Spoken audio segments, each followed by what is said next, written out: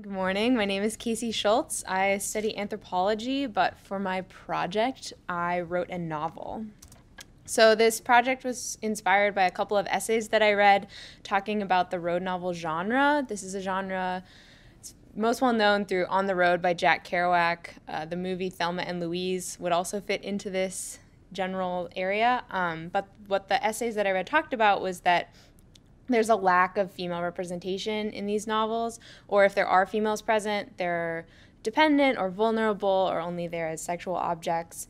And so these two quotes kind of touch on various aspects of the current state of the genre. Vanessa Vasilka writes, "A man on the road is caught in the act of becoming. A woman on the road has something seriously wrong with her." And Kelsey McKinney writes, "Literary girls don't take road trips to find themselves, they take trips to find men." So this sort of exemplifies the problems in the genre, and this has wider implications beyond literature. The novels that we read provide frameworks with which we view the world. So when the only pathways for women on the road are ones in which they're solitary or vulnerable or running away, there's no place on the road for women who want to be on this journey of independence and self-discovery. So when we meet women on the road that don't fit into the categories that we have for them, they're seen as dangerous or they're not seen at all.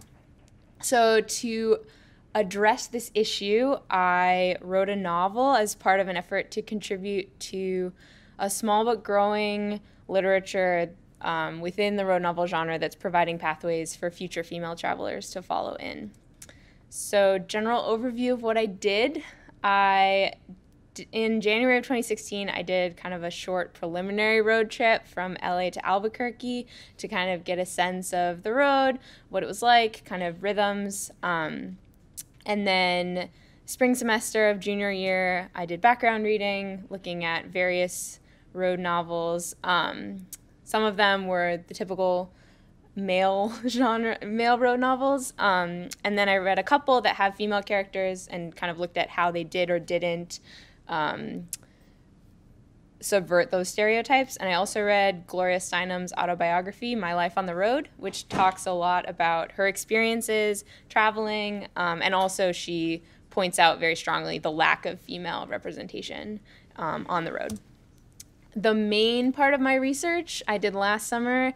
I did a 6-week trip from here to Seattle with my family, and my characters followed the general route that I took. So this trip was the basis on which I wrote my novel. So it was really helpful in giving me a sense of the places and the kind of like general arc of the trip. And then September to April, I was writing. I met weekly with my advisor, Jonathan Zatlin, which was super helpful as a way to kind of have someone to bounce ideas off of and get feedback, but also just having a weekly deadline to make sure that I actually wrote things.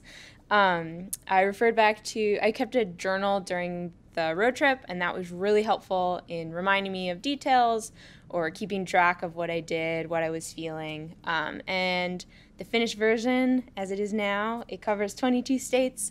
Before I put the page breaks in, it was 75 pages, about 47,000 words. So it's a little shorter than typical novel length, but I'm hoping to add a few things and expand it going forward.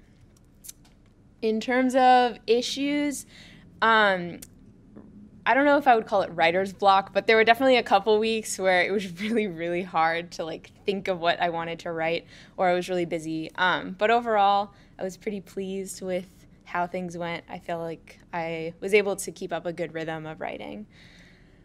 General plot overview.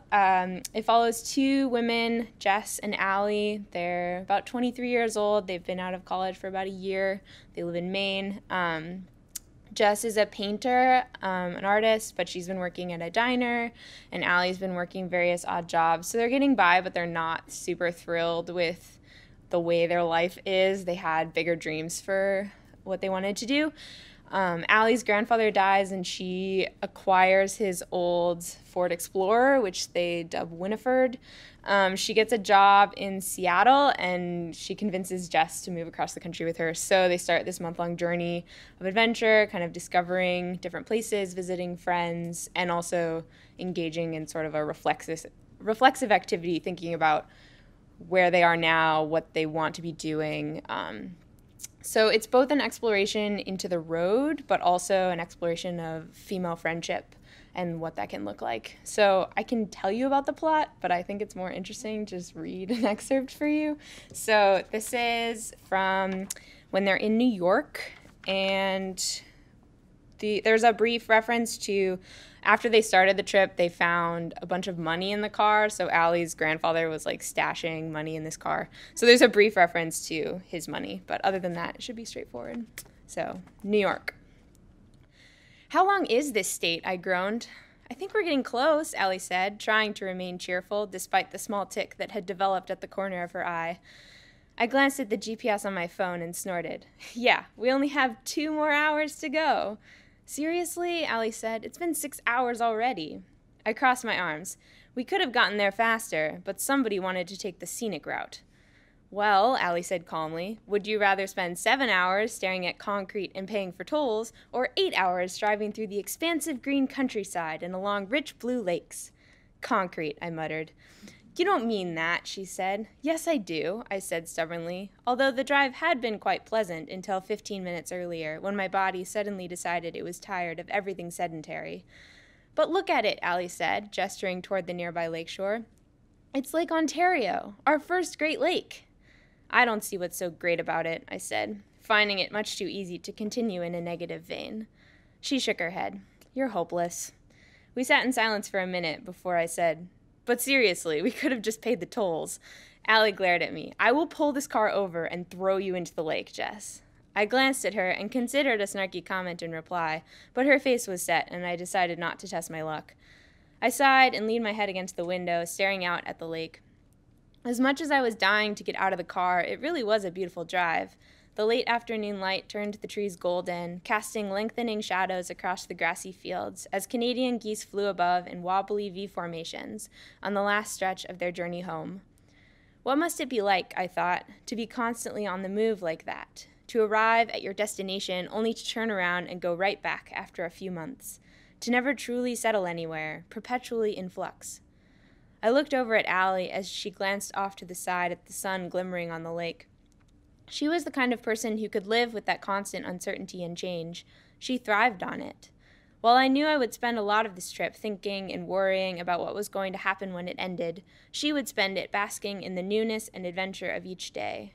I wanted to be able to live like that, to trust the world so fully that you never worried about how you would make your way in it.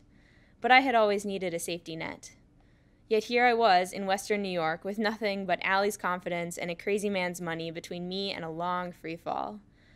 Tired of watching the blue dot slowly creeping along the route on my phone, I pulled out the battered road atlas and examined the network of roads stretching across the Northeast.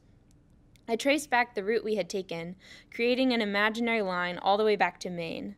The map was full of green, places that were set aside as parks or wilderness areas, and it seemed absurd that we had managed to miss all of them. How many years would it take to visit every park, every reserve, every wilderness and historic site and monument? The vastness and intricateness of the country overwhelmed me. It had only been 2 days, and already I felt like we had missed so much. "Find any places you think are worth stopping for?" Allie asked, glancing over at the map. "Too many to count," I said, returning my gaze to the expanse of blue water stretching on to the horizon. Questions?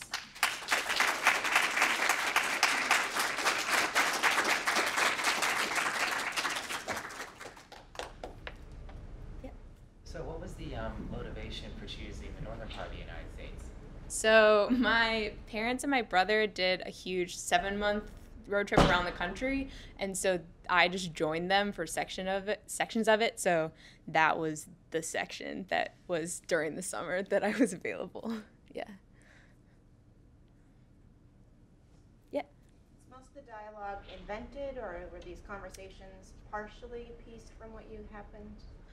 Most of it I think definitely between the two of them is invented, although there are some scenes that are based off of things that actually happened. Like there was one time where we ran out of gas in northern Minnesota, and so some of the dialogue is based off of that, but a lot of it is different just because the dynamics between these two are a little bit different than the dynamics between my family. But I think some of the like snarky comments definitely are based on me and my brother.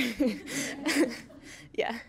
Did you find that that there was one of the female like main characters that was more representative of you, or were the two of them sort of like split between the two different sides of feeling that you experienced during your trip? Yeah, I think I identify a little bit more with Jess, but kind of aspire to be like Allie. So I think both of them are sort of based on parts of my personality. Which made it really easy to write the dialogue, which was nice. But I think definitely a little bit more towards Jess. Yeah. You started out saying that you thought that there was this lack of female representation in this kind of novel. So what do you feel that your novel, what is the message it's trying to convey that kind of fills that gap that you think was there in the literature? Yeah, I think it's just two women, like, having an adventure on the road. There's no like, I don't know, there's not necessarily huge problems that they have to overcome. They're not like, I don't know, there's the interactions that they have with other people, maybe especially men. Like there are things that come up where they might reference something about how women are seen on the road, but there isn't any instance where like they're taken advantage of or like helpless in some way. So I think it's not necessarily like a clear, like in your face message, but I think just by providing a story in which these women can go on the road and have an adventure in the same way that like men do in many other road novels is sort of my message, just like by providing that. Yeah. Did you feel that there were any limitations for yourself just because like you were with your family and you weren't exactly like on your own or with one other like female character with you in conversation and in this journey? Or Yeah, I think what did that do to your perspective on it? I think in some ways, there are some things I want to go back and change because I feel like it didn't come up enough, like them talking about or them coming up against biases against women on the road, partly because I was with my family, so it maybe wasn't as obvious to me. But I think I was able to get some of that just by the reading that I was doing and kind of thinking about it in that way. But there was definitely a little bit of a limitation in that way, but I think it worked out okay. Awesome. Your experience amazes me, first of all. And second, since we're both going to be in Seattle next year, I was wondering, would you ever reconsider making the route back? B to point A. Yes. Yes. Thank you.